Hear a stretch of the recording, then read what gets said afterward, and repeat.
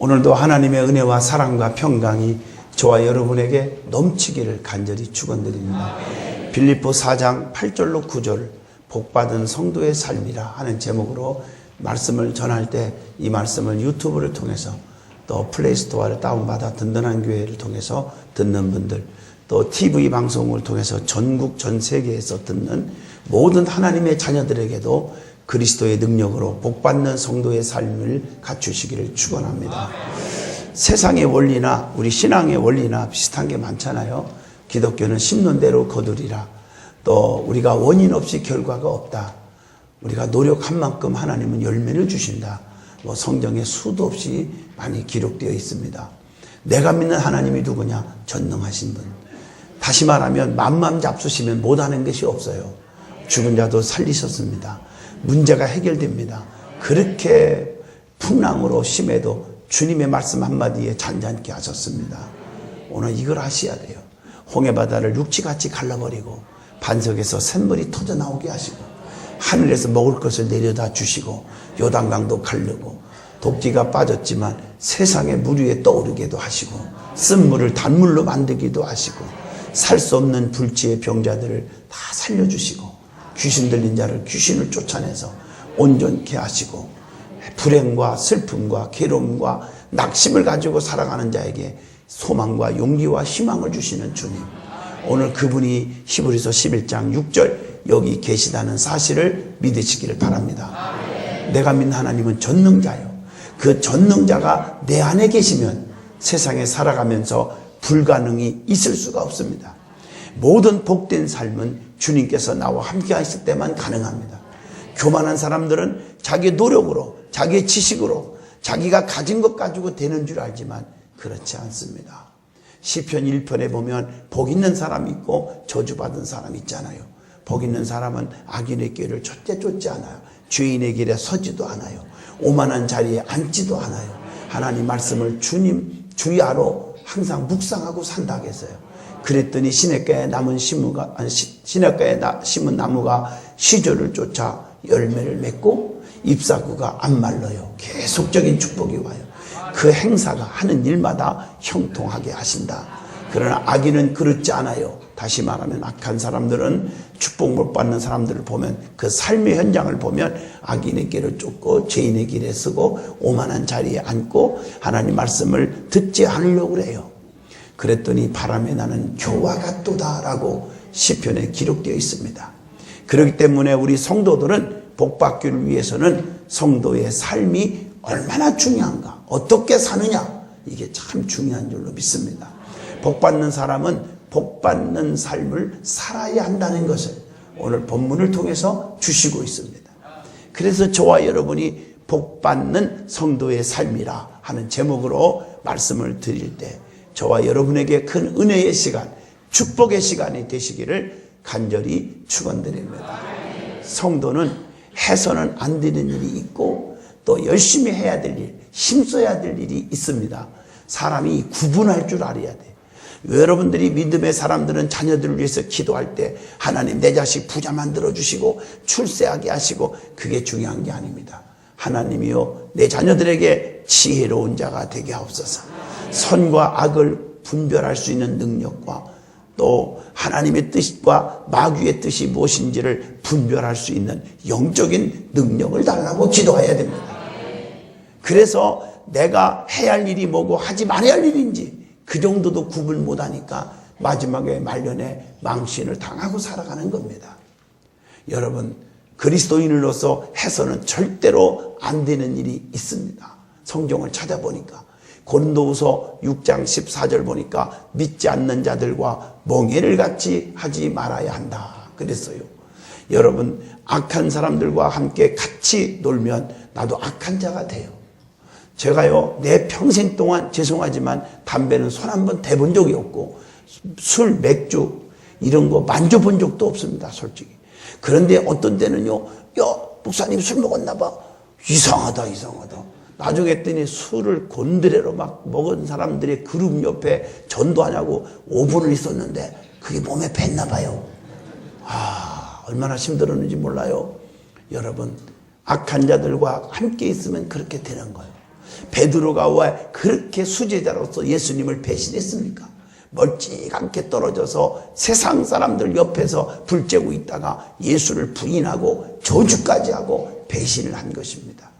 우리는 복 있는 사람은 복 있는 사람들과 함께 하시기를 주 이름으로 축원합니다. 디모데후서 2장 23절 어리석고 무식한 변론을 버리라. 여기서 다툼이 나는 줄을 알미라.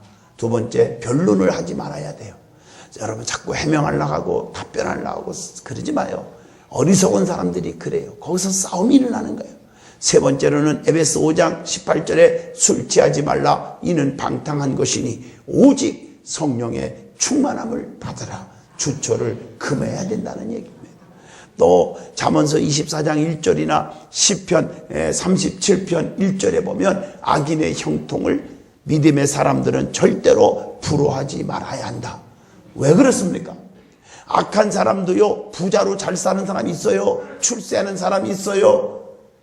그런데 우리는 그걸 부러워하지 말으래요. 왜냐하면 그들이 가질 수 없는 것, 10,000,000배, 억만 배 줘도 바꿀 수 없는 축복을 우리는 두 가지가 있어요. 하나는 우리는 영생이 있습니다. 두 번째로는 특별 은총이 있습니다. 여러분, 절대로 사람이 태어났다가 한번 죽는 것은 반드시 정한 이치이지만 그 위에는 심판이 있는 거예요. 이 땅 위에서 100년 동안 억만금을 가지고 행복하게 살지 몰라도 그 이후의 세계는 천년 만년 영원한 세계가 있습니다. 우리는 천국 가게 되어 있습니다. 또 하나는 특별은총이 있습니다. 특별은총. 그래서 어려움이 있을 때마다 하나님 앞에 금식하고 눈물로 기도하면 하나님이 해결해 주시는 거예요. 저희 교회도 병원에서 암으로 살 수 없다는 분들이 여기 와서 기도하다가 예배드리다가 사는 사람이 얼마나 많습니까? 여러분 대학병원에 가보세요. 영안실에 10대, 20대, 30대, 40대, 50대, 60대 말할 것도 없이 무슨 병인지도 모르고 갑자기 죽어서 있는 사람이 얼마나 많은 줄 아십니까? 세상살이 내 맘대로 부자로 건강하게 살아가는 게 아닙니다. 하나님이 지켜주셔야 되는 거예요. 어려움 있을 때 아버지 앞에 기도하면 해결해줘요. 문제가 해결돼요. 죽을 병에 걸렸어도 금식하고 기도하면 살려주십니다. 이게 특별 은총입니다. 부러워하지 마세요. 우리는 디모데전서 6장 9절로 10절 다섯 번째로 돈을 사랑하지 말아라. 갈라디아서 6장 7절 헛된 요행을 바라지 말아라. 데살로니가전서 4장 3절 하나님의 뜻은 이것이니 너희의 거룩함이라. 곧 음란을 버리고 로마서 13장 13절 낮에와 같이 항상 단정히 행하고 방탕함과 술취함과 음란과 호색하지 말고 쟁토와 시기하지 말아라.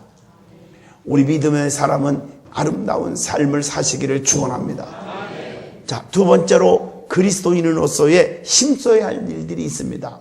자, 뭘 힘써야 되느냐? 로마서 12장 11절, 잠언서 23장 21절에 보면 게으르지 말고 부지런하라고 그랬어. 믿는 사람. 유명한 존 웨슬리 목사님은 이런 말을 했습니다. 그리스도인들의 물질관념은 세 가지다. 많이 벌으라, 많이 모으라, 그리고 멋있게 써라. 다시 말하면 많이 벌으라는 말은 부지런하게 살으라는 거예요. 많이 모으라는 말은 사치하지 말고 근면하게 검소하게 살아라. 멋있게 쓰라 하는 말은 벌 줄 아는 재주가 있으면 쓸 줄 아는 재주가 있어야 되듯이 보람 있게 어려운 자들을 위해서도 사용할 줄 아는 삶을 살아라. 그 말입니다. 그것이 예수 믿는 사람들의 물질관념이 되어야 되는 겁니다. 또한 성숙을 위해서 꾸준히 노력해야 합니다. 믿음의 사람들. 베드로후서 3장 18절, 에베소 4장 13절. 어떤 분들은 신앙생활을 10년, 20년, 50년을 해도 믿음이 자라지를 않아요. 성숙하지를 못해요. 가면 갈수록 더 교만해지고 그래요. 잘못된 것입니다. 믿음이 성숙해지기를 바랍니다. 그 다음에 네 번째로 나 중심보다 하나님 중심, 이웃 중심, 또 약한 자 중심으로 살아야 돼요. 로마서 14장 1절입니다. 우리 믿음의 사람들은 약한 자, 가난한 자 이런 자들을 무시하면 안 됩니다.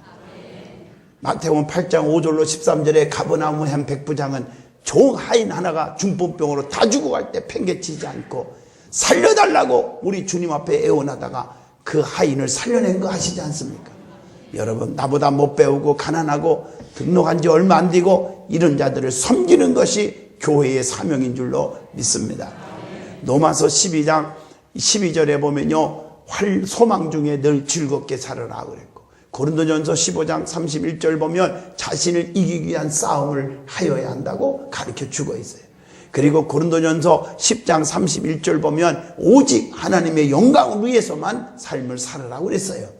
그래서 마태복음 5장 13절로 16절에 보면 너희는 세상의 소금과 빛이라 그랬어요. 오직 하나님 영광을 위해서 사시기를 주 이름으로 축원합니다. 또 하나님과 동행하는 삶을 살아야 돼요. 하나님 떠나서는 살 수 없잖아요. 고린도전서 10장 31절 우리의 삶의 목적이 하나님의 뜻과 같아야 하나님과 동행하는 삶을 살 수 있어요. 여러분, 뜻이 다르면 같이 동행할 수가 없는 것입니다. 왜 여러분들 세상의 직장이나 사업장에 왜 이렇게 불협화음이 생깁니까? 뜻이 같지 않으니까 싸움이 일어나는 거예요. 서로 불행하는 거예요. 신앙생활도 마찬가지입니다. 하나님의 뜻과 내 뜻이 같아야 하나님과 동행할 수가 있는 줄로 믿습니다. 말씀과 동행하는 삶을 사는 것이 히브리서 4장 12절 하나님과 동행하는 삶이라고 말하고 있습니다. 또 고린도전서 3장 16절 보면 너희가 하나님의 성전인 것과 또 하나님의 성령이 너희 안에 계시는 것을, 거하시는 것을 너희가 알지 못하느냐. 성령님의 이끌리는 삶을 사는 것이 하나님과 동행하는 것입니다. 나 어느 곳에 가든지 주님이 늘 나와 함께 하신다. 동행해 주신다. 왜? 성령에 충만하기 때문입니다. 그리고 히브리서 11장 1절로 2절에 믿음은 바라는 것들의 실상이요 보지 못한 것들의 증거라겠으니 믿음으로 미래지향적인 삶을 사는 것이 하나님과 동행하는 삶인 줄로 믿습니다. 두 번째로 은혜 받을 말씀은 그리스도인의 삶에 있어서 배우고 듣고 본바를 행하는 삶을 살으라고 오늘 본문에 분명히 가르쳐주고 있어요. 오늘 본문 빌립보 4장 9절에 너희는 내게 배우고 받고 듣고 본바를 행하라. 그리하면 평강의 하나님이 너희와 함께 계시리라. 여러분, 이게 참 중요한 것입니다. 자, 하나님 말씀대로 배우고 듣고 본바를 실천하는 삶을 살면 어떤 축복이 온다고요? 평강의 하나님이 나와 함께 하세요. 평강이 뭘까요? 형통입니다. 자식이 속썩이면 평안이 오지 않잖아요. 병들어 죽게 되면 평안이 오지 않지 않습니다. 사업에 부도나는데 무슨 평안이 오겠어요? 평안은 이것은 건강의 축복, 재물의 축복, 형통의 축복을 가리키는 것입니다. 그래서 하나님께서 사랑하는 자들에게 평안을 주신다는 말로 잠을 주시는도다 이렇게 표현하기도 했고, 교회를 사랑하는 자 시편 122편 6절에 예루살렘을 향하여 평안을 구하라. 예루살렘을 사랑하는 자에게는 내가 형통케 하리라 라고 약속하고 계신 거예요. 다시 말하면 무엇을 배우고 받고 듣고 행해야 됩니까? 올바르게 살으라는 거예요. 그리고 정결하게 살으라는 거예요. 참되게 살으라는 거예요. 경건하게 살으라는 거예요. 사랑하고 살아야 돼요. 칭찬하며 살으라. 오늘 본문의 말씀입니다. 자, 그러면 세 번째로 거짓말하지 말고 진실하게 살아가는 것이 성도의 삶이라는 겁니다. 사람들이 가장 정말 거짓말을 많이 해요. 성경을 보면 거짓말도 크게 나누면 두 가지가 있어요. 선한 거짓말이 있고 악한 거짓말이 있습니다. 여러분, 믿음의 사람들은 선한 거짓말은 때로는 필요해요. 남을 지켜주기 위해서. 할렐루야. 어떤 자녀가요, 자기 아빠가 퇴근하고 왔는데 아빠 기 좀 빌려줘요. 왜? 엄마 말이요, 두드려 패야 돼. 왜냐하면 밤새도록 어디서 뭐라고 이제 와가지고 밥도 안 차려주고, 진짜 우리 남은 컵라면 끓여 먹었어. 청소도 안 하고 우리가 청소하냐고 허리가 얼마나 아프지. 공부도 못했어. 내가 일렀다 하지 말고 그런 줄 알아요. 이렇게 말하는 자녀가 있는가 하면 어떤 자녀는 똑같은 사건이지만 아빠 우리 엄마 업어줘. 왜? 세상에 하루 종일 마실도 안 가고 집에서 진짜 아빠 밥 차리고 우리 밥 해주고 청소하고 그리고 시간 나니까 성경 읽고 기도하더라. 진짜 그런 엄마가 어딨냐. 이렇게 거짓말했어. 거꾸로. 왜? 엄마 두드려 맞지 않게 하려고. 이게 착한 사람이에요. 성경에 보세요. 여러분, 그 기생 나아비가요, 자기 주의 종을 무조건 맞죠? 라합이 아니라 기득이요. 맞죠? 세상에 주의 종을 알아보고 목숨 걸고 지켜줬어요. 그런데 사람들이 내놓으라는 거예요, 주의 종을. 그때 거짓말 하잖아요. 감춰주고 나서 없다고. 그건 선한 거짓말입니다. 그걸로 인해서 어떻게 됐습니까? 다 여리고성이 무너져 쓸어버렸지만 그 집은 어떻게 됐습니까? 죽지 않았어요. 문설주에 그 붉은 줄을 이렇게 문에다가 붉은 줄을 내걸어서 저 집은 건들지 마라. 다 살려주신 줄로 믿습니다. 여러분, 선한 거짓말은 때로는 필요한 거예요. 할렐루야. 그런 악한 거짓말, 헤롯 왕처럼 아기 예수 태어난 거 나한테 알려주라. 나도 경배하리라. 거짓말이잖아. 죽이려고. 여러분, 말로가 비참해집니다. 우리는 선한 거짓말은 필요하지만 악한 거짓말 하면 안 돼요. 그래서 성경에 보면 거짓말은 정말 하나님이 싫어해요. 그래서 사람들이 가장 많이 거짓말하는 그 거짓말 중에 대표적인 거 5가지 유형이 있어요. 첫째가 회피형 거짓말. 자신의 잘못을 회피하기 위해서 하는 거짓말이에요. 높은 위치에 있는 사람들이 이런 거짓말을 할 때 많은 사람들이 피해를 볼 수밖에 없는 것입니다. 또 비난형 거짓말. 그래서 오로지 남을 괴롭히고 망하게 하려는 목적으로 거짓말하는 자들이 얼마나 많은 이 안티들, 기독교를 마주 그냥 멸망시키려고 인터넷에 거짓말을 올려놓고 교회를 무너뜨리려고 그러고 주의 종을 무너뜨리려고 하는 이런 세력들이 지금 엄청나게 많습니다. 특히 이단들까지 합세해가지고. 여러분, 이런 거 없어야 됩니다. 다른 사람에 대한 열등감이 큰 사람들이 많이 하고 빠르게 퍼뜨리는 것입니다. 세 번째로는 농담형 거짓말. 자기는요, 아무런 그 생각 없이 농담 삼아 거짓말한 것이 남에게 얼마나 피해가 오는지를 아셔야 합니다. 그 다음에 아부형 거짓말이 있어. 남을 기쁘게 해주려는 것은 좋으나 지나친 아부. 그래가지고 뭔가 이익을 좀 챙겨보려고 이런 아부형들, 보통 그 높은 권력을 가진 사람들에게 아부하는 자들이 많잖아요. 이런 건 좋은 것이 아닙니다. 위장형 거짓말, 다른 사람들에게 주목받기 위해서 하는 거짓말, 위장수를 써요. 작은 것도 크게 부풀려서 말하려고 하는 이런 거짓말은 안 해야 될 줄로 믿습니다. 제가 분명히 말하는 것은 목회하면서 이 진실한 자가 결국에는 성공합니다. 이런 자들은 정말 축복을 주십니다. 진실한 자. 거짓말의 대부분은 남에게 해를 끼칩니다. 악을 끼칩니다. 그리고 양심을 속이게 만들어버립니다.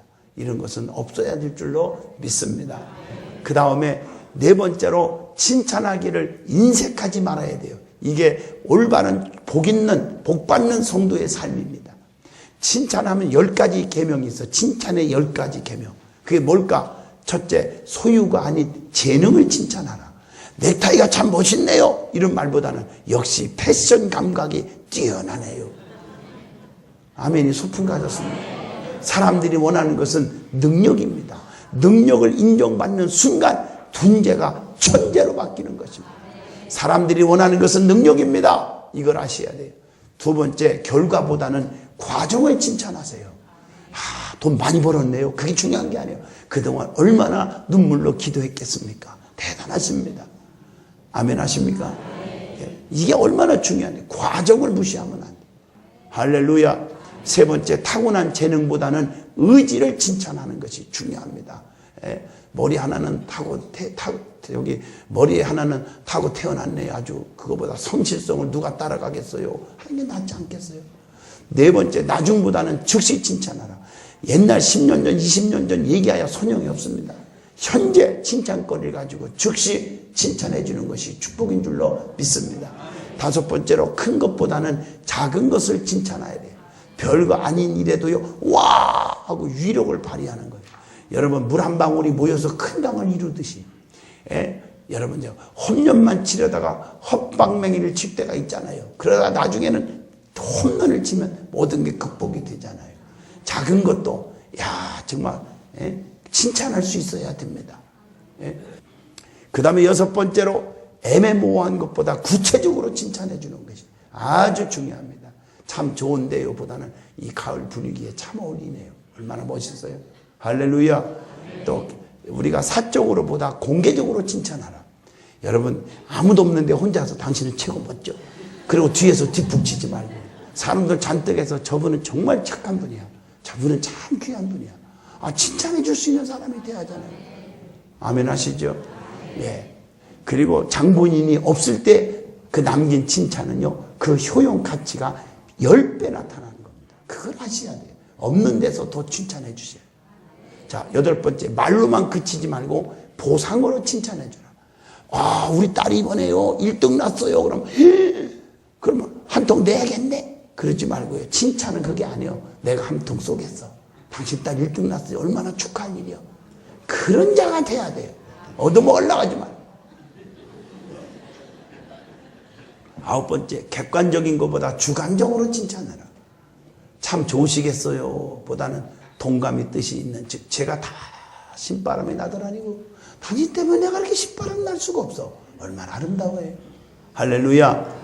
예, 관계의 끈을 만들어지는 겁니다. 그리고 이런 것들을 배워야 된다는 것입니다. 언젠가는 나 자신도 이 세상 누군가에게 스승이 되고 멘토가 된다는 것. 10번째, 남을 칭찬하기보다는 또 자신도 칭찬할 줄 알아야 돼요. 여러분, 자기 자신이 비관하는 사람은 안 돼요. 정말 낙관론자가 돼야 돼요. 나는 할 수 있어. 뭐든지 하나님이 힘 주시면 할 수 있어. 이런 사람이 성공할 줄로 믿습니다. 칭찬의 기술을 타고 태어난 사람은 아무도 없어요. 노력하는 사람을 따를 천재 없고, 노력하는 사람은 즐기는 사람을 따를 수가 없다는 말이 있습니다. 그 다음에 스스로 자기 자신을 다스릴 줄 아는 사람이 복 있는 성도의 삶인 줄로 믿습니다. 심리학자 케이치프 노이스라고 하는 사람 말에 의하면 사람에게는 6가지 감옥이 있대요. 6가지 감옥. 그런데 그 감옥에는 한번 들어가면 나오기가 너무 힘들다고 그래요. 그 감옥이 뭘까? 첫째가 자기 도취의 감옥이라고 합니다. 예, 자기 도취. 여러분 주변에 공주병 걸린 줄 알아서 왕자병 걸린 사람 옆에 쳐다보지 마요. 들키지 마시고 그냥 앞으로만 조심해요. 이거 한번 생각해 볼 필요가 있어요. 2번째, 비판의 감옥이 있어요. 이 감옥에 들어간 사람은 항상 다른 사람의 단점만 봅니다. 비판하기를 너무 좋아해요. 그러다 보니까 주변에 사람들이 잃어버려요. 친구가 안 생기는 겁니다. 3번째, 절망의 감옥이 있습니다. 이상하게도 이 감옥에 들어가지 않을 것 같은데도 이외로 들어가는 사람들이 얼마나 많아요. 그래서 심하면 우울증에 걸려요. 이들은 항상 세상을 부정적으로만 보고 불평하고 절망합니다. 자, 4번째, 과거 지향의 감옥이 있어. 과거 지향의 감옥. 옛날이 좋았다고 하면서 현재를 우리가 낭비하는 사람이 있어요. 이거 정말 발전이 없습니다. 지난날 다 털어버리고 미래를 향해서 전진하는 성도가 되시기를 축원합니다. 자, 5번째, 선망의 감옥이 있어요. 선망의 감옥. 남의 떡이 더 커 보이는 거예요. 옛날 속담이.